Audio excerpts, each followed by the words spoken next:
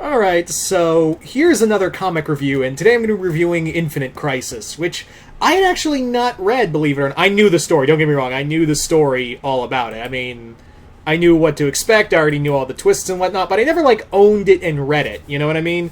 That was until a Books A Million near me was closing down, I found it, got it at a discount price, and that's also...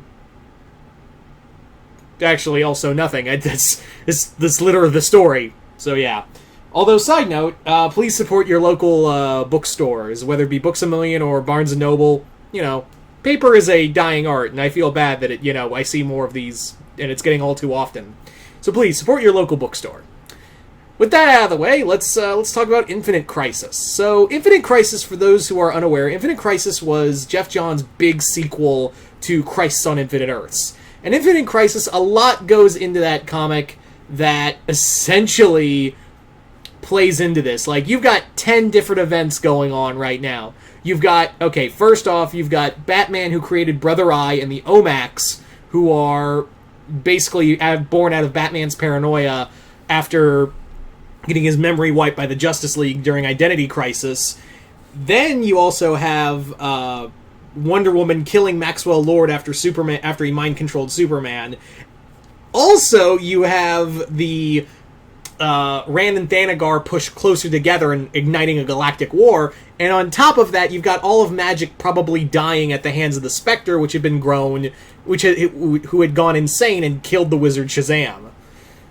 You got all that? Because that's just the start. Oh yeah, and one more thing. We've also got a supervillain society created by Lex Luthor, who turns out to be the Lex Luthor from Earth 3. So in this story, Alexander Luthor, Superboy Prime, Kal-El from Earth 2, and Lois have broken through this little barrier after the end of A Crisis on Infinite Earths, and they want to make their own. They want to bring back Earth 2 and make it it's going to be better, and no more dark superheroes and da da da da da. This is the comic that everyone goes to that points to Superboy Prime sucks. It's just fun to watch him get I think the reason why Superboy Prime keeps coming back no matter what is because we love watching that gatekeeping son of a bitch get his head kicked in. That's the only reason I think why people still use in DC Comics Superboy Prime. Just to watch that little bitch ass get his shit kicked in. That's the only thing I can explain. That is the only thing I can think of for why people still use Superboy Prime. I mean, recently he showed up in Dark Knight's Death Metal getting his ass beat by Wonder Woman. So, it was neat.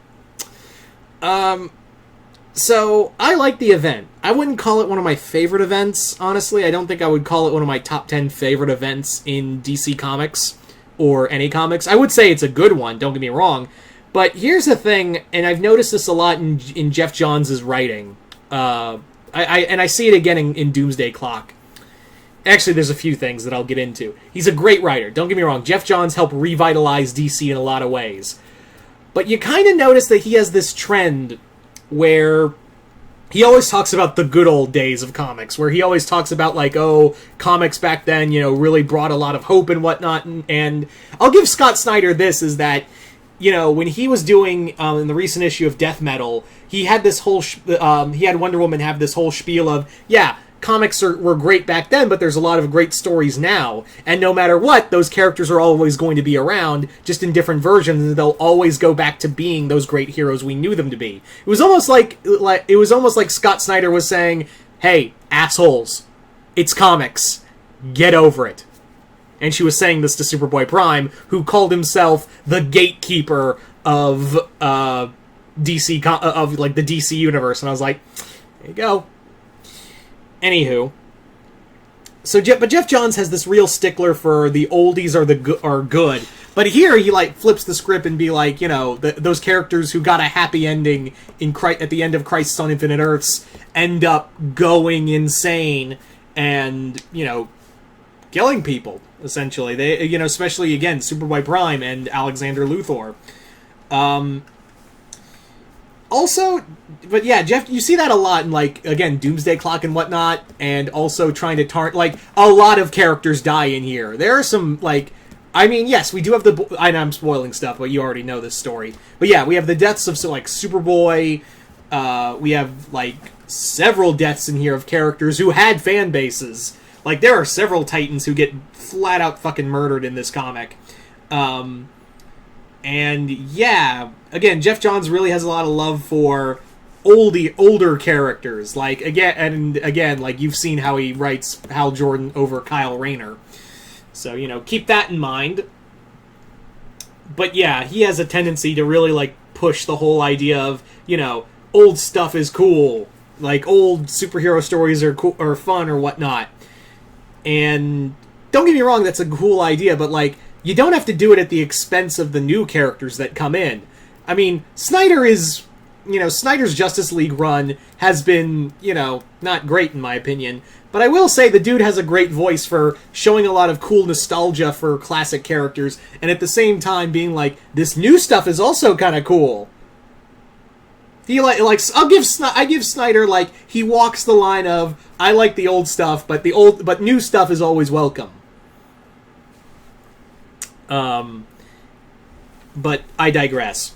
So also in this story, you've got the whole thing of the Trinity trying to find themselves again. I especially like Wonder Woman's story the most out of the three, because, yeah, Batman kind of brought it on himself, and again, we've seen this before, where Batman, like, pushes everyone away, and then he's like, no, I need everybody, and then he gets everybody, and only to rinse and repeat. In fact, that was even the story for Joker War recently. It's kind of funny that I'm reviewing this comic when you had a lot of stuff going on at DC that kind of repeats the same process from that era in comics, and that wasn't too long ago.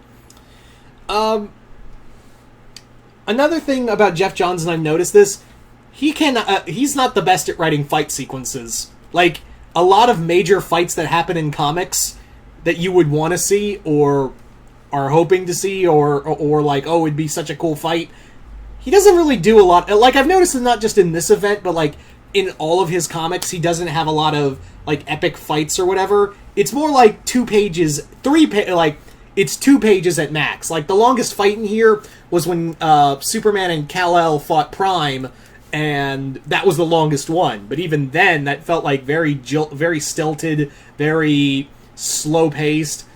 I don't know if Geoff Johns just can't write fight sequences, or if he doesn't want to write fight sequences. And I'm not saying, oh, I'm a dumb idiot who loves just fights, but I'm like, a lot of it, especially in this event, a lot of the fights, like, need to have a lot of, like, weight to them, and it doesn't feel like Superboy's death in here should have a lot of weight to it, but I felt nothing after Prime killed him. I was like, alright, that just happened. Alright, I guess we're moving on now.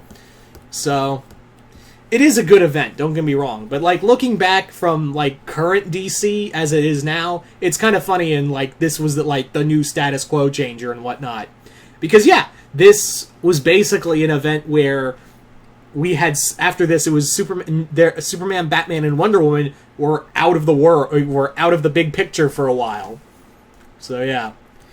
Anyway, if you haven't read this event, I do recommend it, even though I do kind of sound like I'm shitting on it. I'm not. It's just, little things here and there. Like, it tries to go so dark, but at the same time has this weird message about hope and whatnot, while it's brutally killing off some characters, some of which have several major fans to them. I don't know.